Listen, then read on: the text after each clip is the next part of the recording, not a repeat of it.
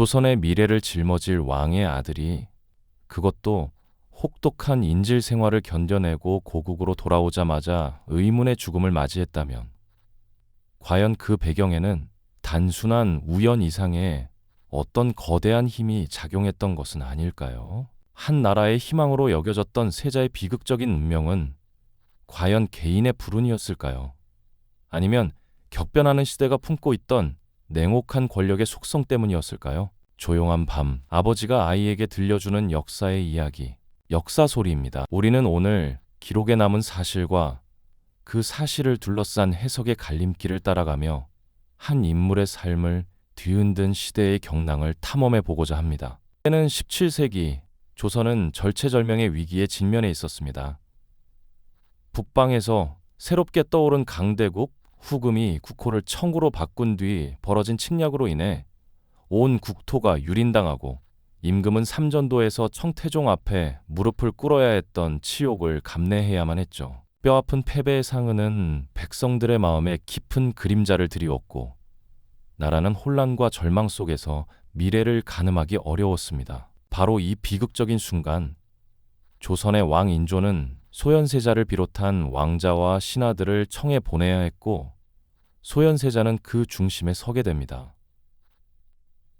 26살의 젊은 세자는 자신의 아내 강빈과 함께 말 그대로 조선의 운명을 짊어진 채 머나먼 이국의 땅, 심양으로 떠나게 된 것이죠. 그들의 발걸음은 단순히 인질로서의 여정이 아니었습니다.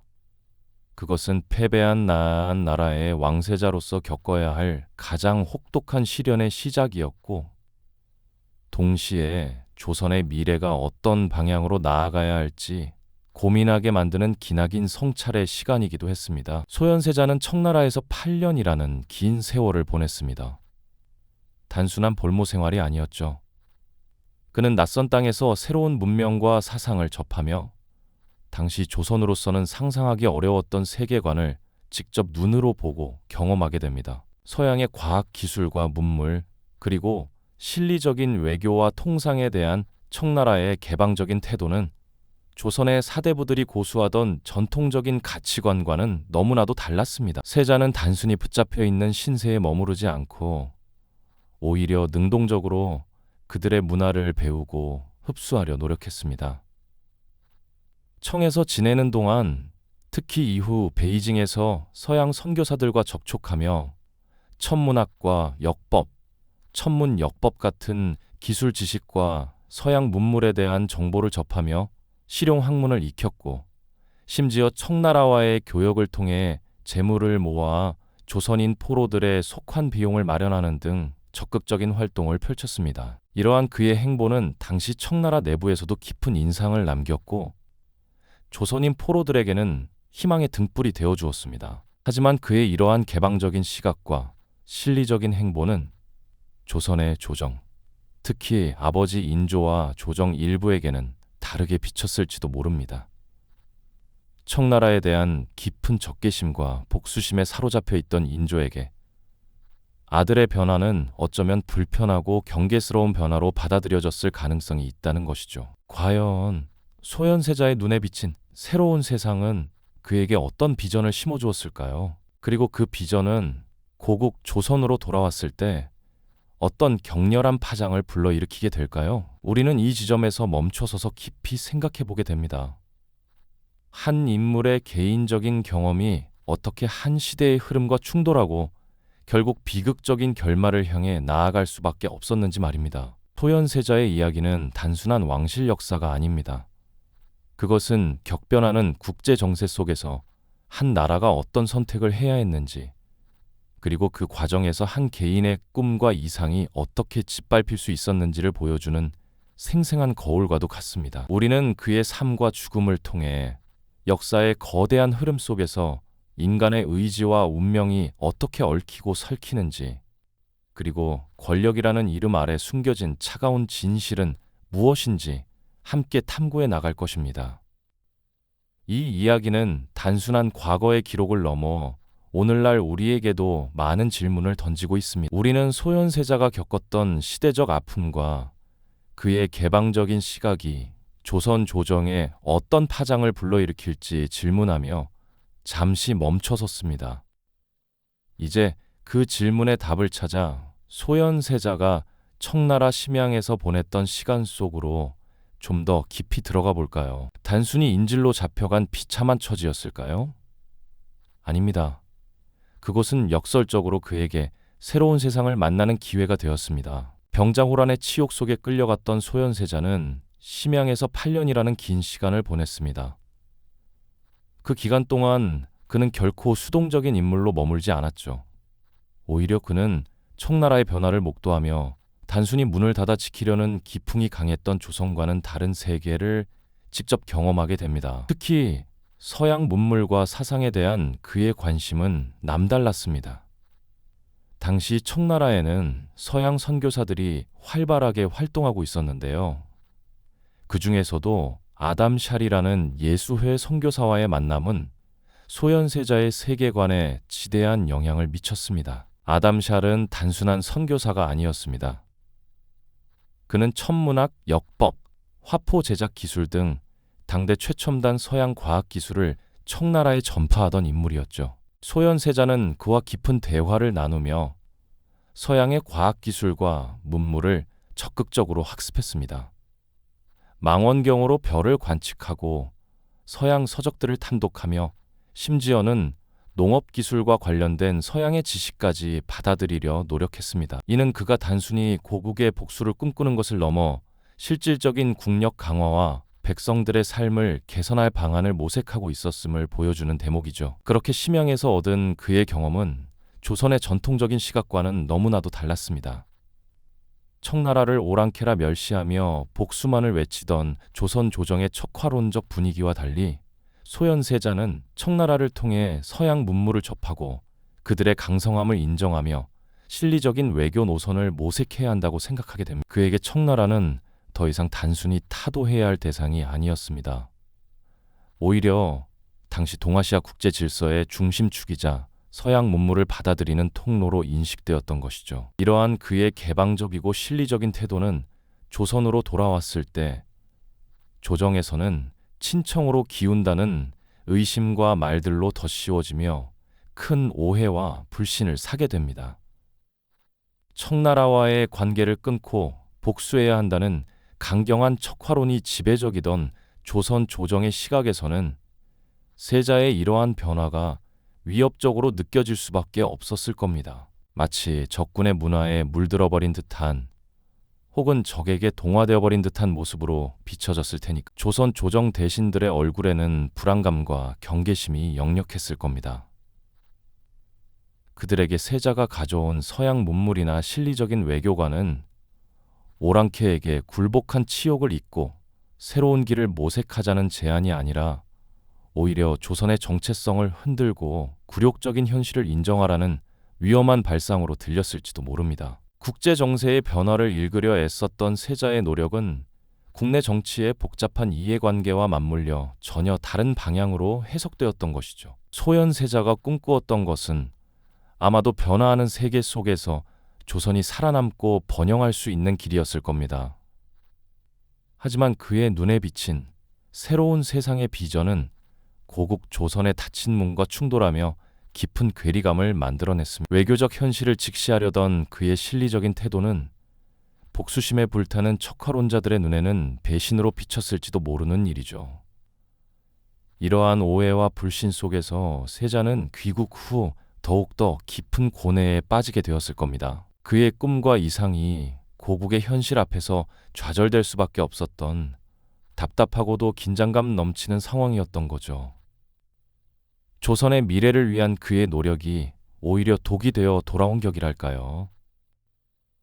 이처럼 소현세자의 발걸음은 귀국과 동시에 이미 비극의 그림자를 드리우고 있었던 건 아닐까요? 네. 어쩌면 그 그림자는 소현세자를 기다리고 있던 인조의 불안한 마음 속에서 이미 짙게 드리워지고 있었던 것인지도 모릅니다. 오랜 인질 생활 끝에 돌아온 아들이 어쩌면 자신의 왕좌를 위협할 수 있는 잠재적 존재로 느껴졌을지도 모릅니다. 병자호란의 치욕을 겪으며 이미 심한 상처를 입은 인조의 마음에는 아들에 대한 애틋함보다는 자신을 향한 백성들의 싸늘한 시선과 세자에게 집중되는 기대감이 더 큰 불안감으로 다가왔을 테니까요. 왕의 자리는 본래 고독하고 예민한 법인데 그 불안은 실로 엄청났을 겁니다. 인조는 백성들 앞에서 무릎 꿇었던 삼전도의 굴욕을 결코 잊을 수 없었을 겁니다.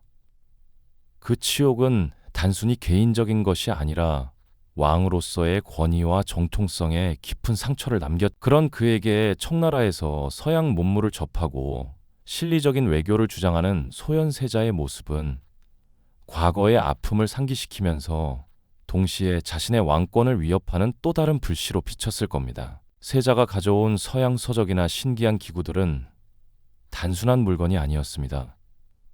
그것은 곧 새로운 시대의 흐름을 상징했고 닫힌 조선의 문을 열어야 한다는 무언의 압박처럼 느껴질 테니까요. 조정 대신들의 눈에도 세자의 행동은 우려스러웠습니다.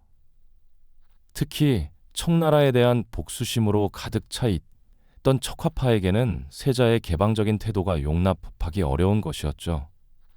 그들은 세자가 청나라의 문물을 받아들이고 그들과 교류하는 것을 마치 오랑캐에게 동화되는 불경한 행위로 여겼을 겁니다. 세자가 청나라에서 보여준 탁월한 통찰력과 능동적인 대처는 인조와 척화파의 시선에서는 오히려 청나라에 너무 깊이 물들었다는 의심을 낳았고요. 세자를 향한 백성들의 기대가 커질수록 인조의 불안감과 척화파의 경계심은 더욱 커져갔을 겁니다. 당시 조선의 조정은 복잡한 권력 구도와 당파 싸움으로 얼룩져 있었습니다. 병자호란 이후에도 서인 내부의 갈등은 여전했고 척화파와 주화파의 대립은 첨예했죠. 이런 상황에서 소현세자는 자신도 모르는 사이에 그 모든 정치적 이해관계의 한가운데에 서게 됩니다. 척화파는 자신들의 입지를 강화하기 위해 세자의 친청적 태도를 맹렬히 비난했을 것이고 세자를 둘러싼 견제와 말들이 커지며 부자 관계를 넘어 정치적 긴장이 형성됩니다. 왕권과 왕세자라는 정치적 역학 관계가 그들을 짓누르기 시작한 것이죠. 인조는 아마도 자신이 세자 시절 겪었던 불안과 아픔을 아들에게 투영했을지도 모릅니다. 광해군 시절 인목대비의 패모론에 반대하며 반정을 일으켜 왕위에 올랐던 인조에게 왕좌란 늘 불안정한 자리였을 테니 그런 그에게 아들 소현세자는 단순한 후계자가 아니라 자신의 과거를 비추는 거울이자 동시에 미래의 위협으로 다가왔을 수 있습니다. 권력의 속성은 이토록 냉혹한 것이어서 피를 나눈 부자 관계마저도 의심과 경계의 대상으로 만들고 말았던 것이죠. 세자가 귀국한 후 인조와 세자 사이의 미묘한 대립 분위기는 조정에 모두가 느꼈을 겁니다. 왕실의 가장 중요한 행사인 문안조차 제대로 이루어지지 않았다는 기록은 두 사람의 관계가 얼마나 냉랭했는지를 짐작하게 합니다. 아버지는 아들의 귀환을 기뻐하기보다는 경계했고 아들은 아버지의 깊은 불신 앞에서 자신의 비전을 펼치지 못하고 답답해했을 겁니다. 마치 얼어붙은 강물처럼 겉으로는 평온해 보이지만 그 속으로는 차가운 긴장감이 흐르고 있었던 것. 이러한 정치적, 심리적 갈등은 결국 소현세자의 운명에 들이운 어두운 그림자를 더욱 짙게 만들었습니다. 병자호란 이후 혼란스러운 조선의 미래를 책임질 것으로 기대받았던 세자는 정작 고국으로 돌아와서는 가장 가까운 이들에게조차 이해받지 못하는 상황에 놓이게 된 셈이죠. 그가 꿈꿨던 새로운 조선은 과연 어떤 모습이었을까요? 그리고 그 꿈은 왜 이토록 가혹한 현실 앞에서 좌절될 수밖에 없었던 걸까요? 소현세자가 마주해야 했던 것은 단순히 아버지의 불신을 넘어서는 시대의 거대한 장벽이었을지도 모릅니다. 그렇다면 세자가 고국으로 돌아와 마주해야 했던 그 거대한 장벽은 과연 무엇이었을까요? 안타깝게도 그것은 그의 꿈을 펼칠 기회조차 주지 않는 너무나도 잔혹한 현실로 다가왔습니다. 청나라에서 8년이라는 기나긴 인질 생활을 마치고 병자호란의 치욕을 딛고 돌아온 지 불과 2달여 만에 소현세자는 갑작스러운 병으로 쓰러지고 맙니다. 인조 23년 봄, 귀국한 지 2달 남짓한 시점에 조선의 미래를 짊어질 것으로 기대받던 젊은 세자는 그렇게 34의 짧은 생을 마감하게 돼. 세자의 죽음이 충격적이었던 이유는 단지 너무 갑작스러웠기 때문만은 아니었습니다. 문제는 당시 전해지는 증상 자체가 급작스러운 병사로 보기에는 쉽게 납득되지 않았다는 점이었죠. 기록과 후대의 전원에는 병세가 급격히 악화된 뒤 짧은 시간 안에 숨을 거두었고 그 과정에서 몸 상태가 심상치 않았다는 말들이 함께 전해집니다. 이러한 이야기들은 자연스럽게 정말 병이었는가라는 질문으로 이어졌고 사인 자체에 대한 의문을 낳게 됩니다. 여기에 더해 치료 과정과 처방을 둘러싼 말들이 엇갈리고 죽음 이후의 대응이 지나치게 빠르게 정리되면서 의문은 더 커질 수밖에 없었습니다. 그래서 소현세자의 죽음은 단순한 급병사가 아니라 증상 사인 사후 처리 모든 면에서 설명되지 않는 여백을 남긴 사건으로 지금까지 논란의 대상이 되고 있는 것입니다. 과연 세자는 병으로 세상을 떠난 것일까요? 아니면 누군가의 음모에 희생된 것일까요? 만약 독살이 사실이라면 누가 왜 세자를 죽음으로 내몰았을까요? 당시 조선의 최고 권력자였던 인조의 행동은 이 의문을 더욱 증폭시키는 요소로 작용합니다. 아들을 잃은 아버지의 슬픔이라고는 찾아볼 수 없는 오히려 지나치리만큼 냉정한 모습이었죠. 인조는 세자의 죽음을 애도하기는커녕 장례 절차마저도 간소하게 치르도록 지시했고 세자의 죽음을 둘러싼 의혹을 파헤치려는 어떠한 시도도 용납하지 않았습니다. 심지어 세자의 죽음을 진찰했던 어의 이형익은 세자의 시신에 이상 징후가 있었음을 증언하자마자 제주도로 유배를 가게 되죠. 이 모든 상황은 단순한 우연이라고 치부하기에는 너무나도 석연치 않은 그림자를 드리우고 있습니다. 세자의 죽음 직후 인조는 세자빈 강씨를 비롯한 세자의 가족들을 향해 의심의 칼날을 겨누기 시작합니다. 세자빈 강씨는 세자의 죽음에 대한 의문을 제기하며 인조에게 진실을 요구했지만 이는 오히려 인조의 분노를 사게 됩니다. 결국 강빈은 인조의 수라에 독을 넣으려 했다는 혐의로 처벌을 받게 됩니다. 자녀와 집안까지 큰 화를 입으며 세자 계통은 뿌리째 흔들림. 한 나라의 왕세자가 의문의 죽음을 맞이하고 그 직후 세자빈이 영모죄로 처형당하는 초유의 사태가 벌어진 것입니다. 이 모든 비극의 배후에는 과연 어떤 진실이 숨어 있었던 걸까요? 소현세자가 꿈꿨던 새로운 조선, 그리고 그를 따랐던 이들의 희망은 왜 이토록 가혹한 현실 앞에서 산산조각 날 수밖에 없었을까요? 그의 죽음은 단순한 개인의 비극을 넘어 병자호란 이후 혼란스러웠던 조선의 미래를 송두리째 뒤흔드는 거대한 사건이었습니다. 소현세자의 갑작스러운 죽음은 비단 한 왕세자의 개인적인 비극으로만 끝나지 않았습니다. 오히려 그가 꿈꾸었던 새로운 시대의 가능성을 송두리째 앗아갔을 뿐만 아니라 이후 조선이 나아가야 할 방향에 거대한 그림자를 드리우게 되었죠. 병자호란 이후 혼란스러웠던 조선은 소현세자의 죽음으로 인해 또 다른 중요한 전환점을 맞이하게 됩니다. 만약 그가 왕위에 올랐더라면 서양 문물에 대한 개방적인 태도와 실리적인 외교 노선을 바탕으로 조선의 역사는 분명히 다른 길을 걸었을지도 모른다는 상상을 해보게 됩니다. 그의 죽음은 단순히 왕실 내부의 암투나 한 개인의 비극을 넘어 당시 동아시아 국제 질서의 격변 속에서 조선이 어떤 길을 선택해야 하는지에 대한 근본적인 질문을 던졌던 사건이었습니다. 청나라에서 8년간의 인질 생활을 통해 국제 정세의 변화를 직접 목격하고 서양 문물까지 접했던 소현세자는 조선이 더 이상 과거에 갇혀 있을 수 없다는 현실을 누구보다 잘 알고 있었을 것. 하지만 그의 개혁적인 시각과 실용주의적인 접근 방식은 척화론을 고수하던 조선 조정의 주류 세력과 첨예하게 대립할 수밖에 없었죠. 결국 소현세자의 죽음은 그가 꿈꾸었던 개방적이고 실리적인 조선의 미래를 미처 꽃 피우지 못한 채 좌절시키고 말았습니다. 그의 뒤를 이어 왕위에 오른 효종은 북벌론을 국정의 핵심 기조로 삼았죠. 이는 청나라에 대한 복수와 명나라에 대한 의리를 강조하는, 어찌 보면 소현세자가 추구했던 실리 외교와는 정반대의 노선이었다고 볼 수 있습니다. 물론 효종의 북벌론 역시 당시 조선이 처한 현실 속에서 나름의 의미가 있었겠지만, 소현세자가 지향했던 문물 수용과 실리 외교의 길은 한동안 조선의 역사에서 사라지게 됩니다. 소현세자의 죽음은 조선 후기 정치와 외교 노선, 그리고 국정 운영 전반에 걸쳐 지대한 영향을 미쳤습니다.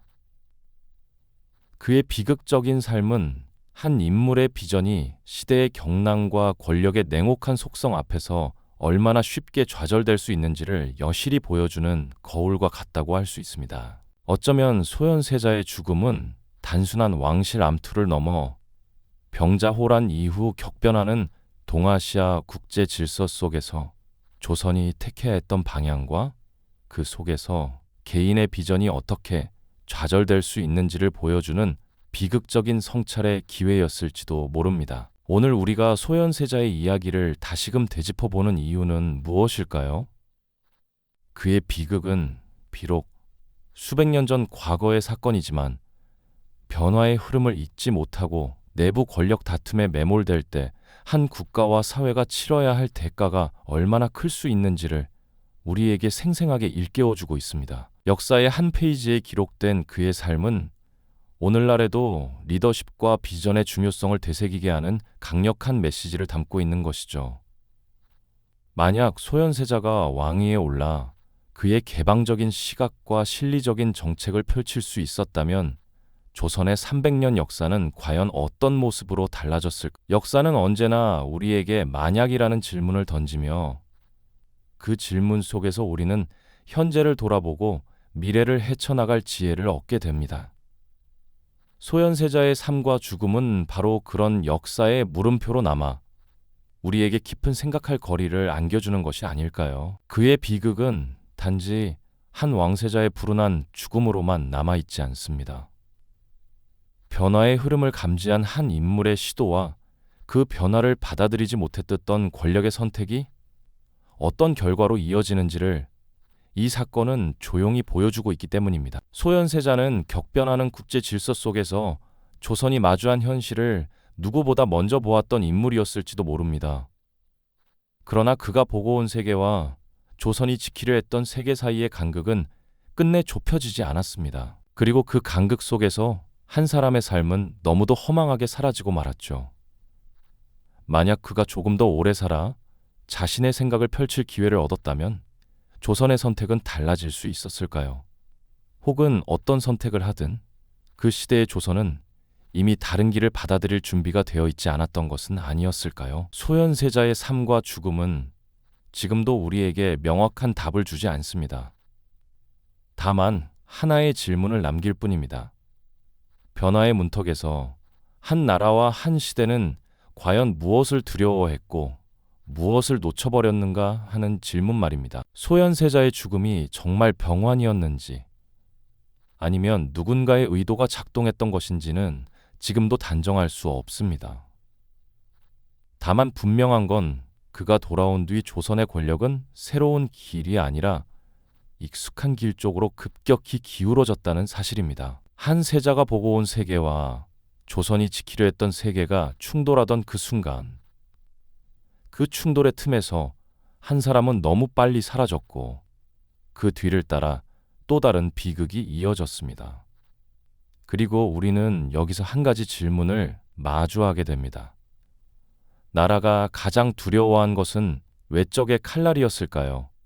아니면 그 안에서 이미 달라지고 있던 세계였을까요? 오늘의 이야기가 당신의 밤에 잠시 생각할 여운으로 남았다면 다음 밤에도 다시 이야기를 이어가겠습니다.